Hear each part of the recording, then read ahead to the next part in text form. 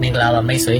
ကျမ်းမာပါလားလို့တော့မမေးတော့ဘူးเนาะမိတ်ဆွေကိုမကျမ်းမာအောင်လုပ်နေတာလဲကျွန်တော်ပဲဆိုတော့မိတ်ဆွေကိုပို့ပြီးဖိနေနိုင်အောင်ကျွန်တော်ကိုဘယ်ຢာတွေကကြောထောင်းနောက်ခံပြုတ်ပေးထားလဲသိချင်ပါသလားနောက်နိုင်ငံတွေရဲ့စီးပွားရေးပိတ်ဆို့မှုတွေကိုကြောက်တုံမှုစရာမလိုပါဘူးဒီပိတ်ဆို့မှုတွေကမြန်မာပြည်သူတွေကိုပဲအထိနာစေတာပါ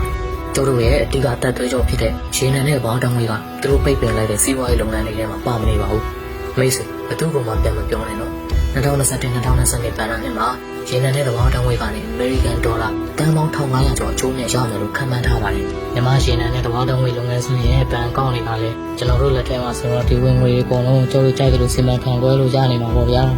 ရေနံနဲ့သဘာဝတောင်းဝိတ်လုပ်ငန်းကြီးတွေကြောင့်နားလည်အောင်ရင်ရှင်းပြမယ်။ကျုပ်တို့အားထားနေရတဲ့ရေနံနဲ့သဘာဝတောင်းဝိတ် project ကြီး၄ခုရှိတယ်။ဒါတွေကတော့မိုးဒမပင်တွေကိုကရှယ်ရနာရဲကောင်ဇော်ဒီကသဘာဝတောင်းဝိတ်စီမံကိန်းတွေဖြစ်ပြီးတော့အဲ့ဒီစီမံကိန်းတွေကနေတရက်ကိုသဘာဝတောင်းဝိတ်ကူပါပဲတန်1280ထွက်ပါတယ်။ရဲကောင်စီမံကိန်းကအခုချိန်မှာရန်နာထားပြီးတော့ရှယ်ရနာနဲ့ဇော်ဒီကပြက်မြာအဖြစ်80မှ80ရာခိုင်နှုန်းကိုထိုင်းလန်ကိုတင်ပို့ရောင်းချပြီးတော့ကြံနဲ့ကြံရှိသောရာခိုင်နှုန်းကိုပြည်တွင်းမှာအသုံးချပါတယ်။နောက်ဘင်္ဂလားပင်ရဲ့ဟော်ရွှေသဘာဝတောင်းဝိတ်လောက်ကနေတရက်ကိုသဘာဝတောင်းဝိတ်ကူပါပဲတန်900ထွက်ပါတယ်။ဒီကထွက်တဲ့သဘာဝတောင်းဝိတ်ရဲ့80ရာခိုင်နှုန်းကိုတရုတ်ပြည်ကိုရောင်းချပြီးတော့20ရာခိုင်နှုန်းကိုပြည်တွင်းမှာအသုံးချပါတယ်။မြန်မာပြည်ကထွက်ရှိတဲ့သဘာဝတောင်းဝိတ်တွေကိုနှစ်ရှည်စာချုပ်နဲ့အဓိကထားဝင်နေတာကတော့တရုတ်နဲ့ထိုင်းနိုင်ငံတို့ပဲဖြစ်ပါတယ်။နှစ်စဉ်ဒေါ်လာဘီလီယံရှိဝင်ငွေကိုသဘာဝတောင်းဝိတ်တင်ပို့မှုကနေရနေရပါ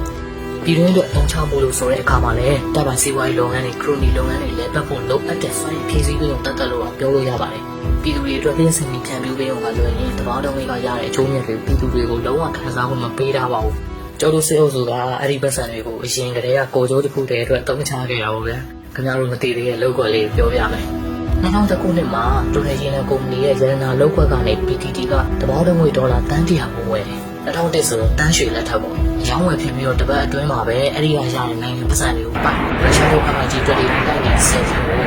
တက်ပြီးဝယ်လိုက်တယ်။ကဲမပိုင်ဘူးလား2000ခုနှစ်ကနေ2009ခုနှစ်အထိတိုတယ်ရေနံကုမ္ပဏီရဲ့ရတနာလောက်ကွက်ကရတဲ့အကျိုးမြတ်အမေရိကန်ဒေါ်လာတန်ပေါင်း4830ကျော်ကိုနိုင်ငံတော်ဘတ်ဂျက်မှာတန်30ပဲပြခဲ့တယ်69ရာခိုင်နှုန်းကိုစစ်တပ်အိတ်ကလေးထည့်တာပေါ့အဲ့ဒီ69ရာခိုင်နှုန်းကိုနိုင်ငံတော်ဘတ်ဂျက်စီးရင်ကနေပြောင်းနေမြန်မာကျပ်ငွေတန်ကိုကစားပြီးတော့ exchange rate manipulation လုပ်ခဲ့တာပေါ့ဥပမာ2000ခုနှစ်ကာလတွေမှာပြင်ပဒေါ်လာဈေး800ဖြစ်နေတဲ့အချိန်မှာတရားဝင်ဒေါ်လာဈေးက1ဒေါ်လာကိုမြန်မာငွေ6ကျပ်ပဲရှိနေရမယ်ပေါ့ယူရို exchange rate လို့လည်းခေါ်တယ်ဒါကလည်းခိုးကောင်းအောင်လုပ်ထားတာရေနံနဲ့တဘာတောင်းဝေးကရတဲ့အကျိုးမြတ်တွေယူပြီးပြီးတာဆိုတော့မပြီးဘူးကစစ်တုံးတွေကနိုင်ငံတော်အသုံးစရိတ်ရဲ့အကြီးမားဆုံးအသုံးစရိတ်တွေရှိနေပါတယ်နိုင်ငံရဲ့အရေးကြီးဆုံးကဏ္ဍတွေဖြစ်တဲ့ပညာရေးကျန်းမာရေးနဲ့လူမှုပူလုံရေးအတွက်နိုင်ငံတော်အသုံးစရိတ်က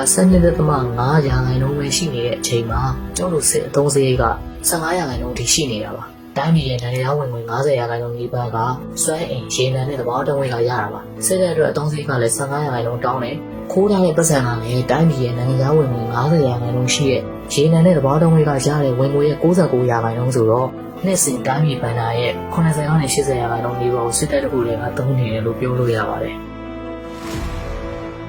ကာလတိုင်းမှုထပ်မံဖြစ်ပွားပြီးနောက်ပိုင်းမြန်မာစစ်တပ်ကလူခွင့်ရေးချိုးဖောက်မှုတွေပုံမှုလှုပ်ဆောင်လာပါတယ်ဆိုပြီးတော့ပြောကြတယ်။မှန်တိုင်းပြောရင်လူခွင့်ရေးချိုးဖောက်တယ်ဆိုတာလည်းကျုပ်တို့စစ်တပ်ရဲ့ရင်ချင်းမှုပဲလေ။ဆိုတော့ကျုပ်တို့ကိုအားနည်းအောင်မလုပ်နိုင်သေးကျုပ်တို့စစ်တပ်ကိုကြီးမားစွာထောက်ပံ့ပေးနေတဲ့တဘာတောင်းဝေးစီမံကိန်းတွေမှာ joint venture လုပ်နေတဲ့ Total Chevron အစရှိတဲ့နိုင်ငံတကာကုမ္ပဏီကြီးတွေကငွေတွေပေးနေတဲ့မြန်မာပြည်သူတွေကတော့ကောင်းမွန်နိုင်အောင်ဖိနှိပ်ခံရအောင်မှာပဲဖြစ်ပါတယ်။